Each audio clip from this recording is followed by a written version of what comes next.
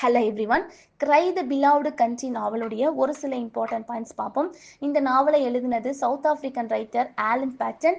இந்த நாவலை எப்படி செட் பண்ணியிருப்பாங்க அப்படின்னா, சவுத் ஆப்பிரிக்காவில் அப்பார்த்தியட் அப்படிங்கிறது அஃபீஷியலாக வரதுக்கு முன்னாடி நடந்த பீரியடை டீல் பண்ணுற மாதிரி கொடுத்துருப்பாங்க.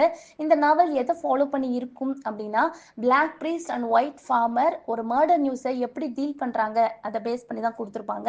அமெரிக்கன் ஃபிலாசபர் பென்னட் அந்த இயரில் நடந்த அமெரிக்கன் புக் செல்லர்ஸ் அசோசியேஷனில் இந்த இயர் ஸ்டார்டிங்கில் இருந்து ஒன்லி 3 நாவல்ஸ் தான் பப்ளிஷ் பண்ணியிருக்காங்க. மூணுமே ஒர்த் ரீடிங் சொல்லியிருப்பாரு. அதில் ஒன்று தான் cry the beloved country, remaining to the ides of March, the naked and the dead. So இந்த நாவல் சவுத் ஆப்பிரிக்கன் லிட்ரேச்சரில் one of the best known ஒர்க்னு சொல்லப்படுது. இதை சினிமா அடாப்டேஷன்லையும் கொண்டு வந்திருக்காங்க 2 times. First 1951, second 1995. இதை மியூசிக்கல் அடாப்டேஷனாகவும் கொண்டு வந்திருக்காங்க 1949. டைட்டில் லாஸ்ட் இன் த ஸ்டார்ஸ். தேங்க்யூ.